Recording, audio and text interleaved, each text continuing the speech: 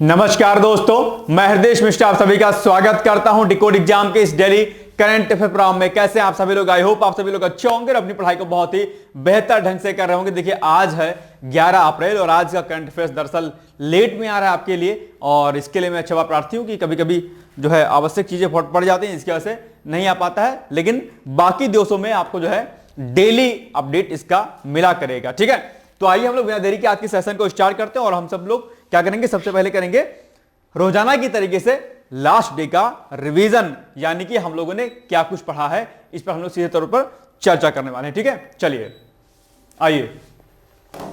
भारत का fintech startup ecosystem funding जुटाने में 2025 की पहली तिमाही में अमेरिका और यूके के बाद तीसरे नंबर पर आ गया है। तो यह प्रश्न आपको पूछ सकता है आपके एग्जाम में कि ये जो है भारत अभी फिलहाल किस नंबर पर है, ऐसा प्रश्न आप एग्जाम में पूछा जा सकता है। ठीक है, दूसरा, हाल ही में केंद्र सरकार के द्वारा 2024-25 से 2028-29 तक के लिए वाइब्रेंट विलेज प्रोग्राम 2 को मंजूरी प्रदान कर दी गई है। और आप जानते होंगे इसका जो मुख्य उद्देश्य क्या है। यह इसका मुख्य उद्देश्य जो अंतरराष्ट्रीय सीमाओं पर स्थित जो हमारे भारत के गांव हैं, उन गांवों का विकास करना, ताकि वो विकास के मुख्य धारा में आ सके और वहां पर डेवलपमेंट के साथ में सिक्योरिटी जो होती है, सुरक्षा जो होती है, उसको भी सुदृढ़ किया जा सके। ये वाइब्रेंट विलेज जो प्रोग्राम 2 है, इसकी शुरुआत जो की गई है।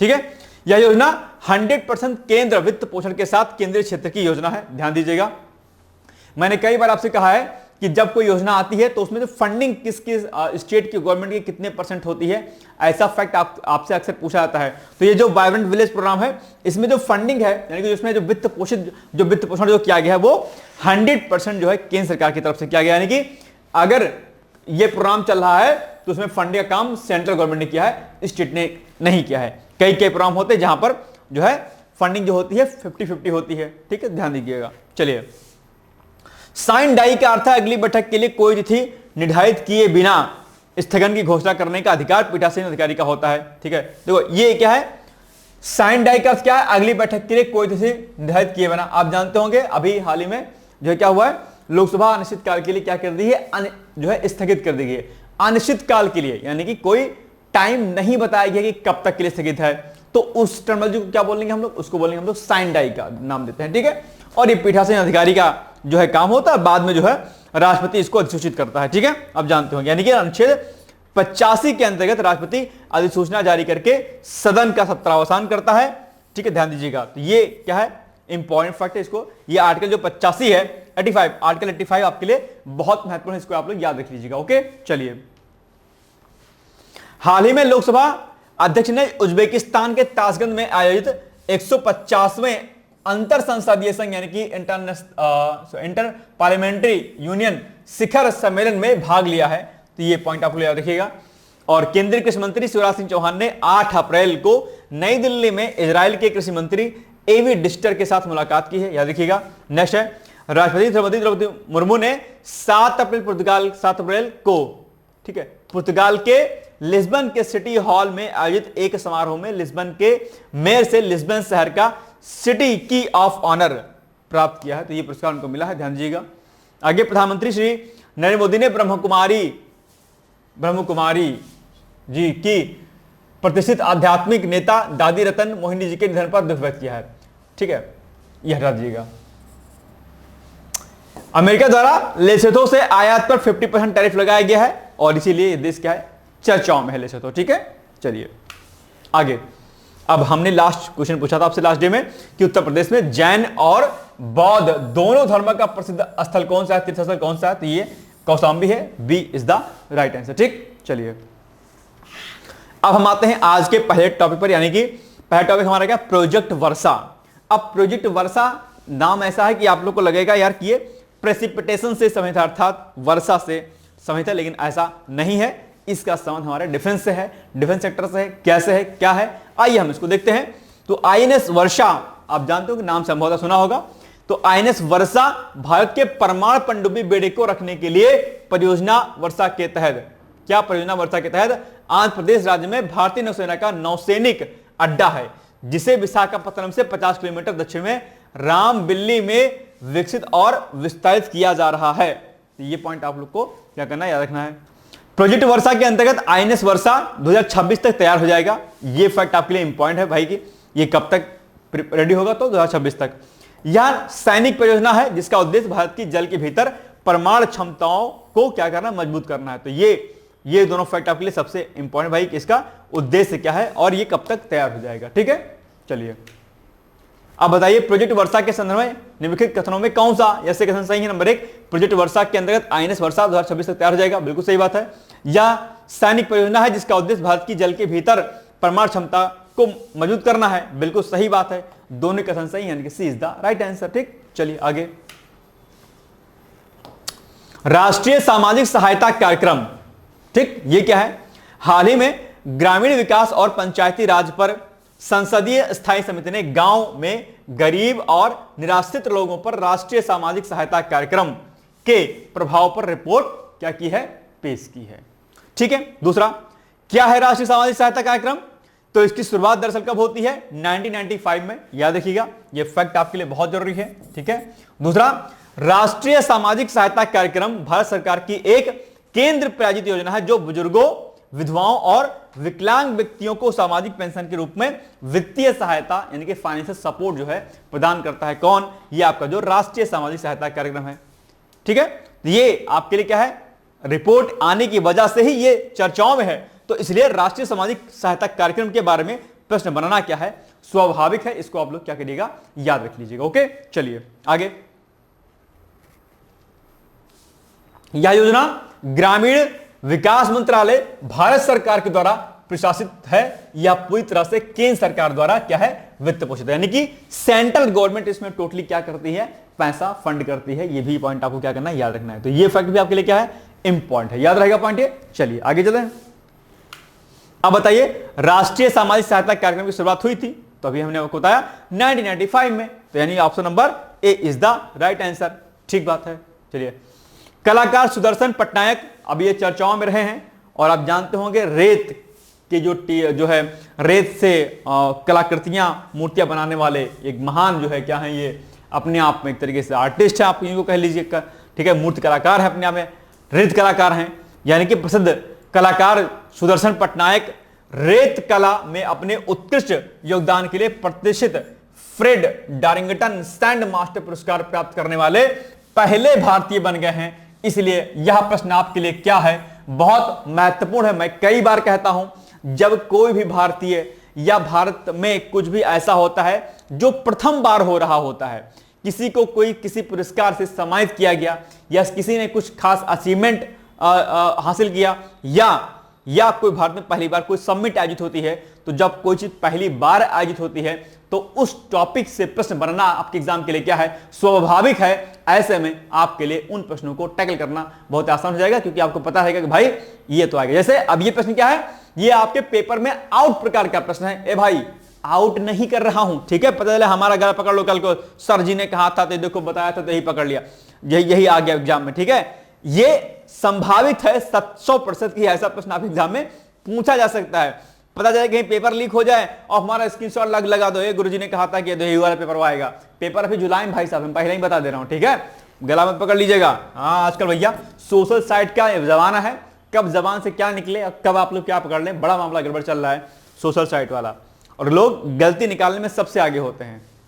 चलिए, यह पुरस्कार इंग्लैंड के डोरसेट में सैंडवर्ल्ड 2025 अंतरराष्ट्रीय रेत कला महोत्सव के दौरान इनको प्रदान किया गया है। तो यह भी फैक्ट पूछ सकता है कि भाई इनको जो है कहां पर यह पुरस्कार प्रदान किया गया, तो आप इसका नाम लिख दीजिएगा।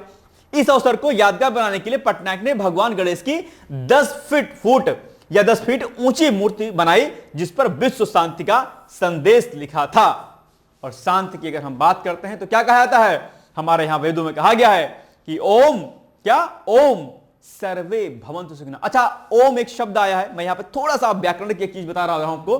ठीक है, ये जो ओम लिखा रहता है, ठीक है, ये वाला, ये आप लोग इसको अक्सर ओम समझते हो, लेकिन ये गलत शब्द है। ठीक है, ये व्याकरण के दृष्टिकोण से किसी व्याकरण वाले व्यक्ति से पूछेगा, ये ऊंग लिखा है, ओम नहीं लिखा है। ओम हिंदी में क्या होता है, ये व्याकरणिक चीजें हैं, किताबों में गलत लिखी रहती है, हम लोग उच्चारण स्वरूप भी गलत इसको बोलते हैं। ओम जो है वो ऐसे लिखा जाता है। ठीक है, ये ध्यान दीजिएगा, ओम। ठीक है, ये है ओम, ये सही है, एग्जैक्ट ये सही है हमारा, ठीक है ओम। और इसके ये तीन जो शब्द लिखे हैं इसमें, तीन जो वाव हैं वर्ड, इसके अलग अलग मीनिंग होता है। जैसे कि इसको मैं बता देता हूं थोड़ा सा, ये समझ लो ज्ञान की बातें यदि कोई बताता नहीं है, ठीक है। दिक्कत क्या, किताबें भी ऐसे गुड़गोबर टाइप की बनी है हमारे यहाँ, तो सब लोग चौपटाबाज होता है, इसीलिए एग्जाम में प्रश्न भी गलत होता है। जैसे एक है ओम, ये सॉरी अच्छे से लिख दें नहीं तो मामला गड़बड़ हो जाएगा, इसको समझ लीजिए। जैसे ये है, हम लोग सामान्यतः जो है इसको क्या बोलते हैं, ऊंग बोलते हैं, ओम बोलते हैं ना, लेकिन ये क्या है, ये दरअसल ऊंग है, ओम नहीं है, ठीक, ये बात ध्यान रखिएगा, इसको ऊंग बोलेंगे, ठीक है। इसका गेट क्या होता है, ये होता है ओम, ये ऐसे होता है, ठीक, ये हो गया। अब इसके तीन मीनिंग होता है अलग अलग, ठीक है। एक हो जाए आकार, उकार और मकार, ठीक है। इसके अलग अलग फिर मीनिंग है। कहा जाता है कि भगवान के तीनों, मतलब इसमें ईश्वर के नाम छिपे हैं कई सारे, है ना, जो अलग अलग नाम आप जानते होंगे, वो नाम दरअसल इसी ओम से निकले गए हैं। स्वामी दयानंद सरस्वती की सत्यार्थ प्रकाश से अगर आप उसको पढ़ेंगे तो इसको आप बेहतर ढंग से समझ पाएंगे, ठीक है। तो याद रखिएगा, ये एग्जैक्टली हम लोग प्रतीकात्मक रूप से इसका प्रयोग करते हैं, ठीक है, लेकिन दरअसल ये ओम नहीं है, इसको हम लोग सिंबल के फॉर्म में प्रतीकात्मक रूप से यूज करते हैं। लेकिन अगर आपसे कहा जाए ओम, ऐसा आप ध्वनि का उच्चारण करते हैं तो क्या बोलते हो, ओम, ऐसा करते हो, आ ओ सॉरी ओ उ म, ओम, ठीक है, राइट, ये है सही, ओम, उच्चारण करके देखिएगा। तो ये पॉइंट है, देखिएगा। चलिए खैर, बात की बात है। तो ये मैं बात कर रहा था कि विश्व शांति की। अब विश्व शांति के लिए हमारे वेदों में क्या कहा गया है, क्या कहा गया है, ओम विश्वानि देव सवेतर दुतानि परासु भद्रम तन आसु, और क्या गया है, ओम सर्वे भवन्तु सुखिनः सर्वे सन्तु निरामयाः सर्वे भद्राणि पश्यन्तु मा कश्चित् दुःखभाग् भवेत्, है ना, कि सबका भला करो भगवान, सब पर दया करो भगवान, सब पर सब विधि हो कल्याण कहा गया है। सुनते हो नहीं सुनते आप लोग, ये शांति की बात कही जाती है। हमारी जो अंतरराष्ट्रीय जो हमारा जो इंटरनेशनल जो रिलेशन है हमारा अलग अलग देशों के साथ में, वहां पर भी हम लोग वसुधैव कुटुंबकम सर्वे भवन्तु सुखिनः के सिद्धांत पर ही काम करते हैं। और ऐसे ही हमारा देश आगे नहीं बढ़ा है, क्योंकि हमारा सिद्धांत, हमारी जो अंतरराष्ट्रीय नीतियां हैं, अगर आप इंटरनेशनल रिलेशन को पढ़ेंगे, पेपर सेकंड में जाएंगे, तो वहां पर आप पंचशील सिद्धांत से लेकर अलग अलग सिद्धांतों को पढ़ेंगे, जहां पर आप पाएंगे कि कहीं ना कहीं हमारे यहां पर क्या है, जो है चीजें बहुत अलग लिखी हैं, और वो हमारे वैदिक व्यवस्थाओं से निकली हुई हैं, और उसी के आधार पर हमारी भारतीय राजनीति, या यूं कह लीजिए कि हमारा जो आपका इंटरनेशनल जो रिलेशन है, अंतर्राष्ट्रीय संबंध जो स्थापित होते हैं, ठीक है। चलिए, इस वर्ष यह पुरस्कार विशेष महत्व रखता है क्योंकि यह महान ब्रिटिश मूर्तिकार कौन, फ्रेड डारिंगटन की 100वीं जयंती के उपलक्ष्य में मनाया जा रहा है। उड़ीसा के पद्मश्री पुरस्कार विजेता सुदर्शन पटनायक ने 65 से अधिक अंतर्राष्ट्रीय रेत कला उत्सवों और चैंपियनशिप में भाग लिया है। बाकी यहां पर कुछ पॉइंट यहां पर लिखे गए हैं, आप इसको एक बार पढ़ लीजिएगा अच्छी तरीके से, ठीक है। तो मेन चीज पटनायक जी का आपको नाम याद रखना है बस। तो हाल ही में किसे रेत कला में अपने उत्कृष्ट योगदान के लिए प्रतिष्ठित फ्रेड डारिंगटन सैंड मास्टर पुरस्कार जीता है? तो सिंपल सी बात है, अर्जुन सिंह नहीं होंगे, नेहवाल नहीं, साइना नेहवाल नहीं होंगे, इनमें से कोई यह भी नहीं होगा, सुदर्शन पटनायक जी को मिला है। तो बस ए वाला टिक आप लोग क्या करिएगा, ए वाले पर आप टिक लगा के सीधे चले आइएगा, तो ये हो जाएगा क्या आपका सही उत्तर। कोई दिक्कत? चलिए, 11वीं ब्रिक्स पर्यावरण मंत्रियों की बैठक अभी हाल ही में संपन्न हुई है, ठीक है, और ये इंपॉर्टेंट भी है। ब्रिक्स वैसे भी आपके लिए इंपॉर्टेंट है, BRICS, क्या BRICS पता है ना, ब्रिक्स क्या होता है? कई बार मैंने आपसे इस पर प्रश्न भी पूछा है, BRICS, बी से क्या ब्राजील, आर से क्या रसिया, आई से इंडिया, सी से चाइना, एस से साउथ अफ्रीका। मैंने एक दिन प्रश्न आपसे पूछा था कि बताओ हाल ही में ब्रिक्स में कौन कौन से नए देश शामिल हुए हैं, याद है? और मैंने ब्रिक्स की महत्ता पर एक आर्टिकल भी कराया था, लेकिन उनमें से 144 लोगों ने ही मात्र देखा। अब इतना इंपॉर्टेंट, एक तो आर के लिए आप लोग इतना ज्यादा लालायित हो गए हो कि पीसीस पे आप लोग का ध्यान है ही नहीं, कतई नहीं है, लेकिन ये नहीं जानते हो यार कि कम से कम कुछ अच्छे आर्टिकल आप लोग देखा करो। अब नहीं देखते तो क्या कीजिएगा। खैर, वो आर्टिकल हमने कराया था, ब्रिक्स की महत्ता भारत के रेफरेंस में, अगर आप चाहते तो आर्टिकल पढ़ा हुआ है, आप लोग देख लीजिएगा, ठीक है। चलिए, हाल ही में ब्राजील के ब्रासीलिया में, कहां पर? ब्रासीलिया में आयोजित 11वें ब्रिक्स पर्यावरण मंत्रियों की बैठक में भारत ने 2030 जलवायु परिवर्तन एजेंडा को आगे बढ़ाने के लिए सामूहिक नेतृत्व की आवश्यकता पर क्या किया है? जोर दिया है भाई साहब, याद रखिएगा इस पॉइंट को भी आप लोग, ठीक है। चलिए, पर्यावरण, वन और जलवायु परिवर्तन मंत्रालय के अतिरिक्त सचिव कौन? श्री अमनदीप गर्ग ने भारतीय प्रतिनिधिमंडल का नेतृत्व किया। किसमें? ये जो आपकी बैठक हुई है 11वीं ब्रिक्स पर्यावरण मंत्रियों की बैठक। ब्रिक्स राष्ट्रीय सामूहिक रूप से दुनिया की आबादी का 40% हिस्सा है, आप जानते होंगे, और वैश्विक सकल घरेलू उत्पाद यानी कि जीडीपी में 36% का योगदान देता है। भारत ने जलवायु परिवर्तन और सतत विकास से निपटने में समूह की जिम्मेदारी पर क्या किया है, जोर दिया है। आप जानते होंगे जलवायु परिवर्तन और सतत विकास मेन मुद्दे जो है रहते हैं।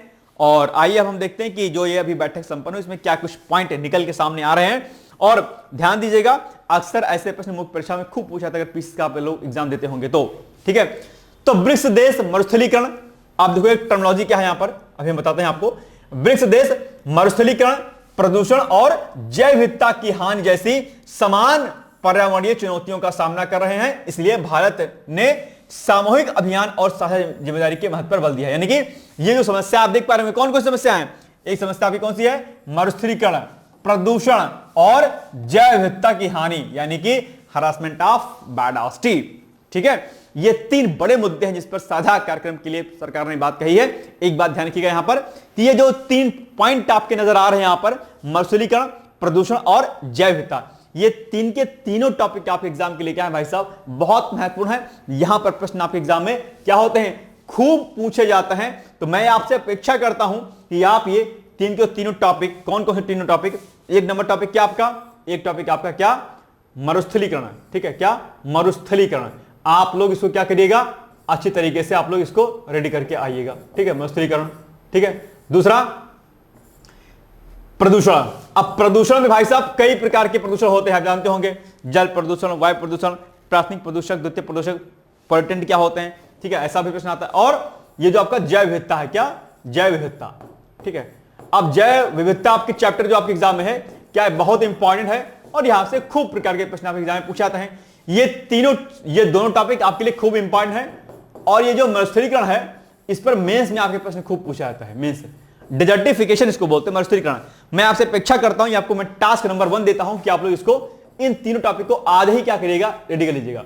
भाई साहब आप लोग 2 कॉपी बना लीजिएगा, अगर आप लोग नए हैं मेरे अभी इस कंफ्यूज की वीडियो में, एक कॉपी आपको बनानी है जो मैं टास्क देता हूं, अर्थात में जिसको मैं होमवर्क आपको देता हूं करने के लिए। एक तो ये हो गया, दूसरा एक कॉपी आपको बनानी जिसमें आप लोग निबंध लिखते हैं या जो लास्ट में मैं क्वेश्चन देता हूं प्रैक्टिस करने के लिए आप वो लिखते हैं। ठीक है, 2 कॉपी आपके हाथ में होनी चाहिए और इन पर आप काम अगर करते हुए चलेंगे तो आप पाएंगे कि डायनेमिक पोर्शन के साथ में आपका स्टैटिक पोर्शन बहुत अच्छा रेडी होता चलेगा। ठीक है, चलिए, भारत ने वन्य जीवों की सुरक्षा के लिए एक वैश्विक प्रयास इंटरनेशनल बिग कैट अलायंस। ए भैया जी लोग जरा बताओ इंटरनेशनल बिग कैट अलायंस क्या है। मैंने आप लोगों को कराया था और मैं आपसे अपेक्षा करता हूं कि आप इसका उत्तर मुझे कमेंट बॉक्स में देंगे, और अगर नहीं देंगे तो कम से कम अपने मन में लिखेंगे, और अगर नहीं आता होगा तो इंटरनेट पर आप डालेंगे कि इंटरनेशनल बिग कैट अलायंस क्या है। इसके बारे में प्रश्न मैंने आपको कराया था और मुझे पूरी उम्मीद है कि आपको इसका उत्तर पता होगा। नहीं पता होगा तो क्या ही कीजिएगा भाई साहब, हाल तो गोलगप्पे जैसा होगा, क्या कीजिएगा। चलिए खैर कोई बात नहीं। भारत ने जलवायु कार्रवाई, पर्यावरण सहयोग और सतत विकास में परिवर्तनकारी बदलाव लाने के लिए ब्रिक्स भागीदारों के साथ मिलकर काम करने की अपनी प्रतिबद्धता को दोहराया है। और इसके अलावा समुद्री प्लास्टिक प्रदूषण से निपटने, वायु गुणवत्ता में सुधार करने और मुद्रा संसाधन चर्चा में सहयोग बढ़ाने पर आह्वान किया। यानी कि कई सारे मुद्दों पर बैठक में जो है बातचीत की गई है। याद रहेगा पॉइंट, समुद्री प्लास्टिक प्रदूषण, यह भी एक इंपॉर्टेंट आपके लिए जो है फैक्ट है, इसको भी आप लोग क्या करिए, रेडी कर लीजिएगा। खासकर आप जो है निबंध के दृष्टिकोण से और साथ ही साथ में पीसीएस मुख्य परीक्षा के दृष्टिकोण से भी आप लोग इसको रेडी कर लीजिएगा। याद रहेगा पॉइंट है, ये सभी अब ऐसे ही चीजों को आपको क्या करना रहता है, रेडी करना रहता है। ठीक है, चलिए, तो 11वीं ब्रिक्स पर्यावरण मंत्रियों की बैठक का आयोजन कहां पर हुआ अभी हाल ही में, ये हुआ भैया आपका, कहां पर हुआ बताओ फटफट, कहां पर हुआ, जल्दी बताओ, इसका उत्तर बताओ तब मैं आगे बढ़ूंगा। अभी जस्ट हमने आपको बताया है कि 11वीं ब्रिक्स पर्यावरणीय मंत्रियों की जो बैठक है अभी हाल ही में कहां पर संपन्न हुई है। बताओ फटाफट इसका उत्तर क्या होगा, क्या होगा इसका उत्तर, इसका उत्तर होगा भैया आपका Brasilia. C is the right answer. ठीक, चलिए, नेपाल के काठमांडू में 3री बिम्स्टेक कृषि मंत्री स्तरीय बैठक जो है हाल ही में क्या हुई है, संपन्न हुई है। कहां पर, नेपाल के काठमांडू में। ठीक है, बिम्स्टेक, मैंने बिम्स्टेक के बारे में बताया भी अगर आपको याद होगा तो केंद्रीय कृषि मंत्री शिवराज सिंह चौहान ने 9 अप्रैल 2025 को नेपाल के काठमांडू में 3री बिम्स्टेक कृषि मंत्रिय बैठक जो है क्या है उसमें पार्टिसिपेट किया है। और शिवराज सिंह चौहान पूर्व मुख्यमंत्री मध्य प्रदेश सरकार यानी कि मध्य प्रदेश के मुख्यमंत्री, और वर्तमान में उन्होंने अभी हाल ही में इस बैठक में क्या किया, पार्टिसिपेट किया है। बैठक में भारत, बांग्लादेश, भूटान, नेपाल, म्यांमार, थाईलैंड और श्रीलंका यानी कि जो बिम्स्टेक कंट्री हैं इन्होंने पार्टिसिपेट इसमें किया, वहां के जो कृषि मंत्री हैं। ठीक है, बैठक में भारत में कृषि सहयोग के लिए बिम्स्टेक उत्कृष्टता केंद्र की स्थापना का प्रस्ताव रखा गया है, किसमें, इसी बिम्स्टेक बैठक में। ठीक है, तो अब आपके एग्जाम में प्रश्न पूछ लेगा कि ये जो आपका बिम्स्टेक उत्कृष्टता केंद्र की स्थापना की बात कही गई वो किस समिट में की गई, ऐसा प्रश्न आपके एग्जाम में पूछ लेगा। बैठक के कई सारे जो है नाम ले लेगा, लिख लेगा, पूछ लेगा आपसे। तो याद रखिएगा कि भैया ये हुआ है जो अभी तीसरी बिम्स्टेक कृषि मंत्री से बैठक संपन्न हुई काठमांडू में, वो उसी में निर्णय ये लिया गया है। ठीक है, चलिए, यह केंद्र कृषि और संबद्ध क्षेत्रों में बिम्स्टेक की विभिन्न प्रतिबद्धताओं को समयबद्ध तरीके से हल करने और उन्हें क्रियान्वित करने में महत्वपूर्ण भूमिका निभाएगा, जिसकी अभी घोषणा यहां पर की गई। किसी घोषणा की गई है, ये यहां पर जो की गई है। ठीक है, बिम्स्टेक उत्कृष्टता केंद्र की, उसके बारे में पॉइंट लिखा है। इसके अलावा यह केंद्र सटीक कृषि, जलवायु जोखिम को कम करने, प्राकृतिक खेती, लैंगिक समानता, ठीक है, और कृत्रिम बुद्धिमत्ता यानी कि आर्टिफिशियल इंटेलिजेंस पर ध्यान केंद्रित करेगा। यह क्षेत्र में खाद्य सुरक्षा यानी कि फूड सिक्योरिटी, पोषण, आजीविका सुरक्षा सुनिश्चित करने के लिए ड्रोन, डिजिटल प्रौद्योगिकियों सहित उभरती प्रौद्योगिकियों पर ज्ञान और कौशल साझा करने के लिए एक मंच के रूप में कार्य करेगा। यानी कि ओवरऑल कई सारे मुद्दों पर दरअसल ये उत्कृष्टता केंद्र बनाए जाने की जो घोषणा की गई है, इस घोषणा के तहत में ये सारे कार्य किए जाएंगे। ठीक है, याद रहेगा पॉइंट। तो ये सारी चीजें आप लोग को दिमाग में अपने रखनी है, ये नहीं कि खाली एक फैक्ट पढ़ करके और निकल गए तुरंत से, ऐसा काम आपको क्या करना है, नहीं करना है। राइट, चलिए आगे बढ़े। अब आप लोग बताइए निम्नलिखित कथनों में कौन सा से कथन सही है। नंबर 1, केंद्रीय कृषि मंत्री शिवराज सिंह चौहान ने 9 अप्रैल 2025 को नेपाल के काठमांडू में तीसरी बिम्स्टेक कृषि मंत्री स्तरीय बैठक में भारत का नेतृत्व किया। ठीक है, बिल्कुल सही बात है, नेतृत्व किया, कोई दिक्कत नहीं है। आगे, इस बैठक में भारत में कृषि सहयोग के लिए बिम्स्टेक उत्कृष्टता केंद्र की स्थापना का प्रस्ताव रखा गया है। बिल्कुल सही बात है, रखा गया है। तो यानी कि दोनों ही कथन सही हैं, है ना। तो अगर दोनों ही कथन सही हैं, दैट मींस कि सी इज द राइट आंसर। बताओ सही है या गलत है, देखते हैं। तो सही है, बिल्कुल सही बात है। चलिए, राष्ट्रीय स्वच्छ गंगा मिशन, क्या राष्ट्रीय स्वच्छ गंगा मिशन ने की 61वीं कार्यकारी समिति की बैठक, यानी कि जो है आपका राष्ट्रीय स्वच्छ गंगा मिशन है, इसने भी हाल ही में बैठक की है। कौन सी, 61वीं कार्यकारी जो है क्या कहते हैं समिति की बैठक की अध्यक्षता की है। ठीक है, याद रहेगा पॉइंट ये। चलिए, तो राष्ट्रीय स्वच्छ गंगा मिशन, अच्छा राष्ट्रीय स्वच्छ गंगा मिशन की शुरुआत कब हुई थी, जरा आपको पता है तो मुझे बताओ कि राष्ट्रीय स्वच्छ गंगा मिशन की शुरुआत कब हुई थी।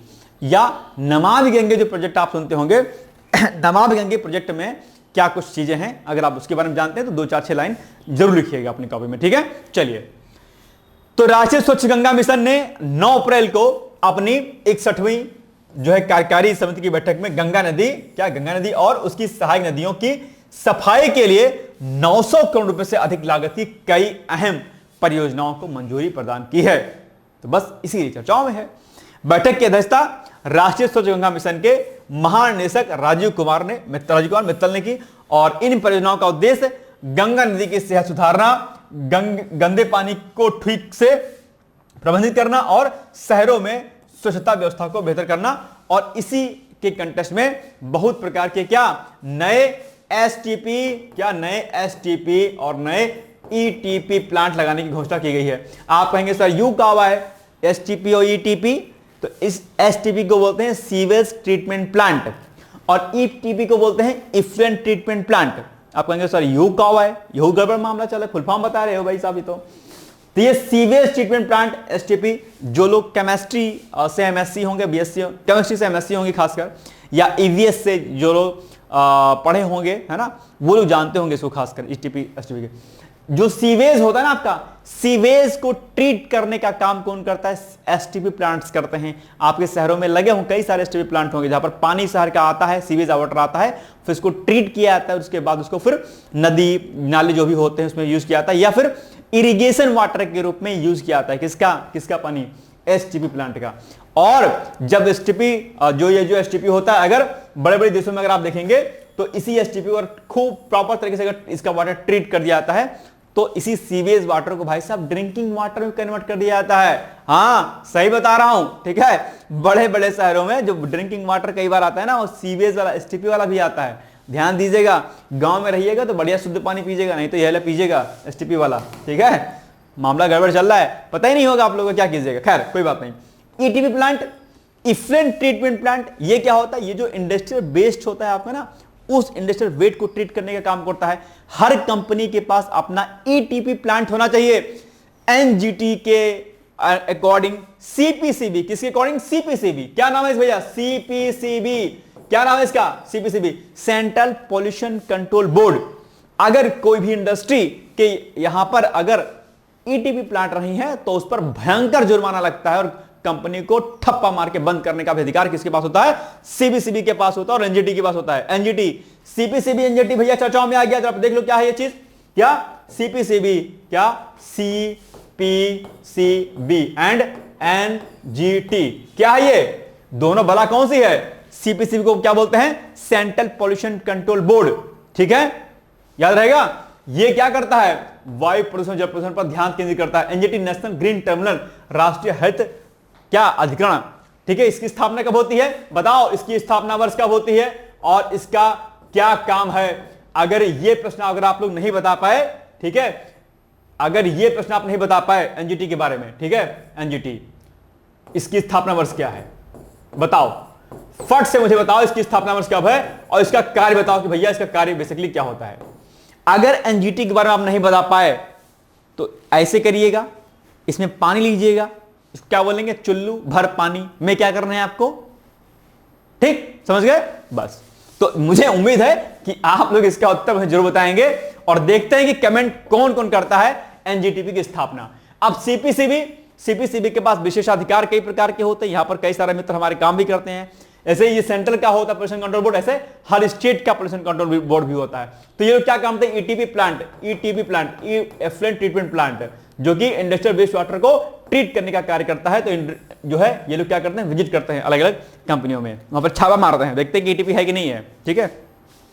कई बार कंपनी वाले क्या काम करते हैं, ठीक है, ये माना कि कोई ए नाम की कंपनी है, ए नाम की कोई कंपनी है। अब इसका जो इंडस्ट्रियल वेस्ट वाटर होगा क्या होना चाहिए? एक ईटीपी प्लांट यहां पर होना चाहिए। वो इस इंडस्ट्रियल वेस्ट वाटर को क्या करेगा? ट्रीट करेगा और ट्रीट करने के बाद फिर किसी नाले में, नदी में डालेगा। तो इससे क्या होगा? नदी में प्रदूषण नहीं होगा, यही तो होगा, काम करेगा। लेकिन जो कंपनियां बड़ी बड़ी होती हैं क्या काम करती हैं? अपने यहां पर ईटीपी अर्थात ये जो ईटीपी जो है ये प्लांट नहीं लगवाती हैं। ये सीधे अपना जो गंदा वाटर होता है, जो हैजार्डियस वाटर होता है, जो बहुत केमिकल युक्त वाटर होता है, क्या करती हैं? एक गड्ढा खोदती, बोरिंग करती हैं और उसी बोरिंग में सारा का सारा पानी क्या करती है? डंप कर, सारा वेस्ट इसमें डंप कर देती हैं। ये कंपनियां करती हैं, बड़े बड़े भाई साहब। क्यों? सस्ता पड़ता है। अब बताओ कि जहरीला पानी जो कि बहुत जहरा है एकदम, अगर वो वाटर में अगर मिक्स होता है तो पूरा पूरा का पूरा जो है ग्राउंड वाटर क्या होता है? खराब होता है। या फिर अगर इसको छोड़ दिया जाए, नॉर्मली छोड़ दिया जाए, तो इससे पूरा का पूरा जो है एरिया बंजर हो जाता है एक तरीके से।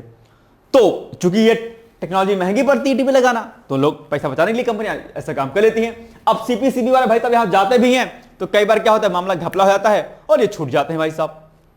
लेकिन एनजीटी की अगर पकड़ में अगर आ गए तो ऐसा चाबुक मारता है एनजीटी की पूछो ना हाल, ठीक है, समझ गए? चलिए, ये सब बातें टेक्निकल चीजें हैं, आप लोग जाना करिए। कल को आप लोग आईएएस अधिकारी, पीएस अधिकारी बनिएगा ना, ये सब काम देखिएगा आप लोग, है ना। चलिए, बैठक में लिए गए महत्वपूर्ण निर्णय हैं जो कि आप यहां पर क्या कहते हैं, इस बैठक में जो अभी संपन्न हुई है, क्या क्या है? उत्तर प्रदेश के मुरादाबाद शहर में रामगंगा नदी को प्रदूषण से बचाने के लिए 409.93 करोड़ रुपए की परियोजना को मंजूरी दी गई है।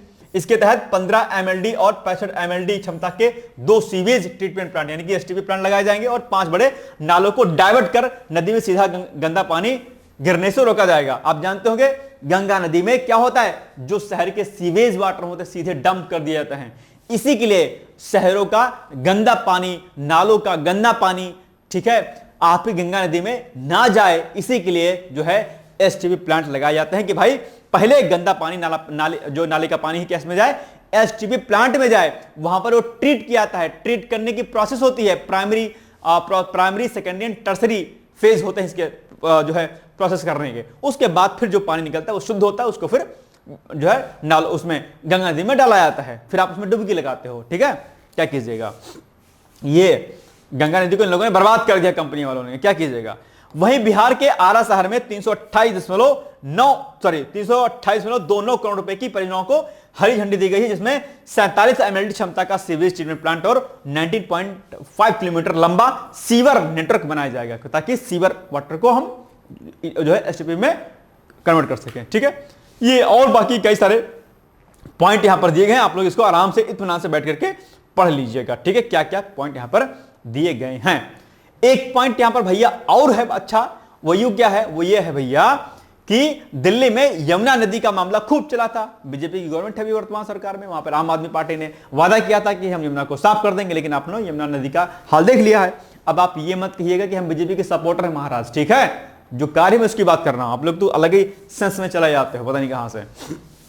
एक दिन कमेंट आया था, सर आप इनडायरेक्टली बीजेपी को सपोर्ट करते रहे। महाराज हम काहे सपोर्ट करेंगे, हमको नौकरी मिल गई क्या उस सरकार में, जो मिलती थी वो नहीं मिल रही है, काहे सपोर्ट करेंगे, किस बात का सपोर्ट करेंगे भाई। ठीक है, अपन सपोर्ट नहीं करते हैं, ये सब जो है वो सब व्यक्तिगत है। ठीक है, ये सब टिप्पणी आप लोग कमेंट के माध्यम से मत किया करिए। चलिए, दिल्ली में यमुना नदी की सफाई के लिए प्राकृतिक तरीके अपनाने वाली एक परियोजना को मंजूरी मिली है। सहादरा ड्रेन में 5 MLD क्षमता वाले CMAUS SBT प्लांट लगाए जाएंगे, जो पानी को प्राकृतिक तरीके से साफ करेंगे और राष्ट्रीय हरित न्यायाधिकरण यानी कि NGT के मानकों को पूरा करेंगे। NGT के कुछ पैरामीटर्स होते हैं, भैया ऐसा पानी होना चाहिए तब इसमें जाएगा। ठीक है, तो वे सब चीजें यहां पर जो की गई हैं। और एक अन्य परियोजना के तहत भारत नीदरलैंड जल साझेदारी के तहत, ठीक है, ये इंडिया रिवर्स नामक एक शोध केंद्र IIT दिल्ली में बनेगा। यह केंद्र शहरी नदियों के लिए शोध और समाधान तैयार करेगा। तो ये पॉइंट भी आपके लिए बहुत इंपॉर्टेंट है। ठीक है, इसको आप लोग क्या करिएगा, रेडी कर लीजिएगा। ठीक है, चलिए, अब ये सब फैक्ट आपके लिए बहुत इंपॉर्टेंट, लेकिन आप लोग क्या करोगे, एक 1 लाइन वाला कंटेंट पढ़ोगे और निकल जाओगे आगे, बस उसी में सब गुड़गोबर हो जाएगा। क्या कीजिएगा। चलिए, हाल ही में संपन्न राष्ट्रीय स्वच्छ गंगा मिशन ने 9 अप्रैल को, ए भाई साहब 2 बार लिख गया है, को अपनी 61वीं कार्यकारी समिति की बैठक के संदर्भ में निम्नलिखित कथनों में कौन सा से कथन सही नहीं है, रॉन्ग स्टेटमेंट आपसे पूछ रहा है। ठीक है, राष्ट्रीय स्वच्छ गंगा मिशन ने 9 अप्रैल को 2 बार हो गया है, 9 अप्रैल को अपनी 50वीं कार्यकारी समिति की बैठक में गंगा नदी और उसकी सहायक नदियों की सफाई के लिए 900 करोड़ रुपए से अधिक लागत की कई अहम परियोजनाओं को मंजूरी दी है। इसमें क्या गलती है बताओ जरा, इसमें क्या गलती है, पकड़ पाए आप लोग। इसमें एक मिस्टेक है। क्या पूछा, कौन सा सही नहीं है, तो इसमें इस स्टेटमेंट में एक मिस्टेक है। क्या मिस्टेक है, क्या लिख रहा है, बैठक कौन सी लिखा है इसमें, बैठक इसमें लिखा है कौन सी, 50वीं, जबकि कौन सी बैठक थी, 61वीं बैठक थी, है ना। तो ये गलत हो गया आपका। ठीक है, तो ये रॉन्ग स्टेटमेंट है। दूसरा, इन परियोजनाओं का उद्देश्य गंगा नदी की सेहत सुधारना, गंदे पानी को ठीक से प्रबंधित करना और शहरों में स्वच्छता व्यवस्था को बेहतर बनाना है। बिल्कुल सही बात है, ये कथन सही है। क्या वजह कौन सा सही नहीं है, तो एक वाला सही नहीं है, यानी कि ए इज द राइट आंसर। बस हो गया पॉइंट। ओके, अब देखो छोटा सा माइन्यूट सा इसने जो है इसमें वो कर दिया, और यहां पर गलती तुरंत फट से आप लोग कर ले जाएंगे। ठीक है, चलिए, IIT दिल्ली ने अनुसूचित जाति और अनुसूचित जनजाति के 50,000 से अधिक छात्रों को तकनीकी प्रशिक्षण प्रदान कर दिया। भाई साहब, IIT दिल्ली आप लोग गए होंगे संभवतः। ठीक है, तो उन्होंने SC जो हमारे भाई होते हैं और जो ST भाई बहन हैं, उनको 50,000 से अधिक छात्रों को तकनीकी जो है प्रशिक्षण प्रदान किया अभी हाल ही में। यह प्रशिक्षण केंद्र सरकार के विज्ञान एवं प्रौद्योगिकी विभाग के सहयोग से चलाए जा रहे नर्चर कार्यक्रम के तहत इसको दिया गया है।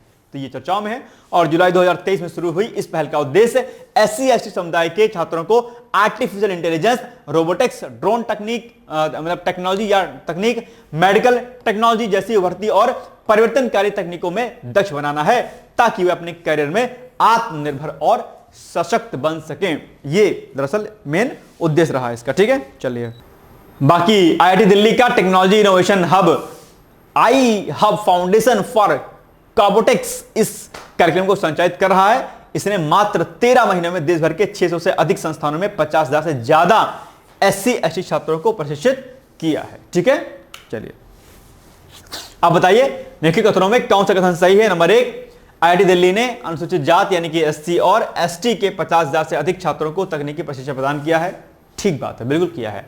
यह प्रशिक्षण केंद्र सरकार के विज्ञान एवं प्रौद्योगिकी विभाग के सहयोग से चलाए जा रहे नर्चर कार्यक्रम के तहत किया गया है। बिल्कुल सही बात, एग्जैक्टली यही है। तो यानी कि दोनों कथन सही है, यानी कि सी इज द राइट आंसर। ठीक, चलिए, कोई दिक्कत तो नहीं यहां पे। चलिए भाई साहब, अमेरिका के साथ एक द्विपक्षीय व्यापार समझौता अभी हाल ही में संपन्न हुआ है। तो भारत अमेरिका के साथ एक द्विपक्षीय व्यापार समझौता यानी कि VTA को 2025 की शरद ऋतु तक अंतिम रूप देने की दिशा में कार्य कर रहा है, जिससे राष्ट्रपति डोनाल्ड ट्रंप के दूसरे कार्यकाल में अमेरिका के साथ ऐसा समझौता करने वाला एकमात्र देश जो है बन जाएगा। आप जानते हो कि आजकल व्यापार में तनातनी भी हो रही है अमेरिका के साथ में, है ना। टैरिफ वाला मामला पता है आप लोग को? नहीं पता है? जानते होंगे आप लोग, ठीक है। ट्रंप जी तो कलाकार हैं। इस समय भारत अमेरिका की पारस्परिक शुल्क व्यवस्था के तहत 27% शुल्क का सामना कर रहा है। दोनों देशों ने 2030 तक द्विपक्षीय व्यापार को $500 अरब तक पहुंचाने का लक्ष्य भी निर्धारित किया है। ये आपके लिए सामने क्या है, इंपॉर्टेंट फैक्ट है। तो प्रश्न पूछ लेगा कि कब तक के लिए जो है ऐसा किया गया है। तो प्रश्न देखो आप कि भारत और अमेरिका ने किस वर्ष तक द्विपक्षीय व्यापार को $500 अरब तक पहुंचाने का लक्ष्य निर्धारित किया है। तो आप कहेंगे सर 2030 तक, यानी कि B is the right answer, ठीक है। चलिए, अब आप बताइए, नवाबगंज पक्षी अभयारण्य उत्तर प्रदेश के किस जिले में अवस्थित है? मुझे पूरी उम्मीद है कि आप इसका उत्तर जरूर बताएंगे, और बहुत ही आसान सा प्रश्न है और कई बार रिपीटेड प्रश्न है ये, ठीक है। PYQ का प्रश्न है। मैं उम्मीद करता हूं कि आप इसका उत्तर जरूर देंगे, ठीक है। चलिए अब आगे बढ़ते हैं। बाकी भाई साहब, पीसीएस की टेस्ट सीरीज चल रही है 12,000 प्लस प्रश्नों की। यूपी पीसीएस की मुख्य परीक्षा की भी टेस्ट सीरीज चल रही है, आप लोग इसको भी देख सकते हैं। और इसके लिए कॉन्टैक्ट नंबर 8604440920 पर आप संपर्क कर सकते हैं। पीसीएस का बैच भी चल रहा है, आप उसको भी ज्वाइन कर सकते हैं। आरओ में जो है 3 महीने 7 जो है अप्रैल से स्टार्ट हुआ है, 7 अप्रैल से 7 जुलाई तक 3 महीने का अपने आप में जो है एक टेस्ट सीरीज चल रही है, उसमें भी आप पार्टिसिपेट कर सकते हैं, कोई दिक्कत नहीं। और इसके लिए कॉन्टैक्ट नंबर यहां पर दिया गया है। और बहुत प्रकार के कोर्स हैं जिसमें अभी ऑफर भी चल रहा है, तो आप चाहें तो उसको ज्वाइन कर सकते हैं, ठीक है। चलिए अब आप बताइए, विकसित भारत 2047 के लक्ष्य को प्राप्त करने के लिए केंद्र सरकार ने बजट 2025-26 में कौन से प्रमुख प्रावधान किए हैं, चर्चा कीजिए। बहुत इंपॉर्टेंट प्रश्न है। पीसीएस वाले अभ्यर्थी भैया, ठीक है, यूपीएससी वाले अभ्यर्थी, ठीक है, या अदर स्टेट पीसीएस का एग्जाम अगर आप दे रहे होंगे तो वहां पर जो है ऐसे प्रश्न आपके एग्जाम में देखने को मिलेंगे। मैं उम्मीद करता हूं कि आप लोग इसका उत्तर जरूर लिखेंगे। अगर कोई समझ में नहीं आया तो आप लोग अगले दिन कमेंट करके बोल दिया करो कि सर जो आपने लास्ट डे में एक प्रश्न दिया था वो मुझे समझ में नहीं आया, समझा दिए, तो मैं उसको समझा दिया करूंगा, ठीक है। लेकिन लिखने का प्रयास आप लोग जरूर किया करिए। ये हो गया आज का हमारा इंपॉर्टेंट जो है न्यूज, यानी कि हमारा आज का करंट अफेयर्स का वीडियो। मिलेंगे हम लोग कल, तब तक आप लोग पढ़ते रहिए, मस्त रहिए, व्यस्त रहिए। कल का हमारा वीडियो आपके तय समय पर आएगा, तब तक आप लोग पढ़ते रहिए। All the best, thank you so much, bye bye, take care. दोस्तों, क्या आप पीसीएस अधिकारी बनना चाहते हैं? यदि हाँ, तो डिकोड एग्जाम लेकर आया है यूपी पीसीएस फाउंडेशन कोर्स 2025। यह एक ऑल इन वन कोर्स है जिसमें प्रीलिम्स मेंस दोनों ही परीक्षाओं के लिए वीडियो लेक्चर, एनसीईआरटी और standard books based bilingual notes उपलब्ध कराया जा रहा है। इस कोर्स में प्री और मेंस के सभी प्रीवियस ईयर क्वेश्चंस पेपर भी वीडियो लेक्चर के माध्यम से कोर्स में सम्मिलित होंगे। साथ ही साथ में कोर्स का कंटेंट गुणवत्तापूर्ण होने के साथ ही साथ एग्जाम ओरिएंटेड है, जिससे कोर्स लेने वाले स्टूडेंट्स को कोई भी बाहरी पुस्तक या नोट्स पढ़ने की आवश्यकता न पड़े। इस कोर्स में प्रीलिम्स और मेंस के टेस्ट सीरीज तथा आंसर राइटिंग प्रोग्राम भी शामिल है, जिसके साथ ही साथ टेलीग्राम ग्रुप में रेगुलर टॉपिक वाइज टेस्ट कराए जाएंगे। इसके साथ ही CSAT, निबंध तथा सामान्य हिंदी की अतिरिक्त कक्षाएं भी चलाई जाएंगी तथा हमारे कोर्स से परीक्षा में सफल होकर इंटरव्यू देने वाले विद्यार्थियों को इंटरव्यू की भी तैयारी कराई जाएगी। और अंतिम परिणाम कुछ भी हो, पूरी फीस उन्हें रिवार्ड के स्वरूप जो है वापस कर दी जाएगी तथा अगले बैच में उन्हें निःशुल्क प्रवेश प्रदान किया जाएगा। उल्लेखनीय है कि डिकोड एग्जाम एक संस्थान के रूप में 5 वर्ष के अपने सफल कार्यकाल में अब तक 55 से अधिक विद्यार्थियों को विभिन्न परीक्षाओं में अंतिम सफलता दिलाने में अपना सफल योगदान दे चुका है। इस कोर्स की फीस 15,000 रुपये निर्धारित की गई है, लेकिन पहले प्रवेश लेने वाले 100 विद्यार्थियों को 3,000 रुपये की विशेष छूट दी जा रही है। और अधिक जानकारी के लिए हमारे संस्थान के नंबर 6307495944 पर संपर्क करें।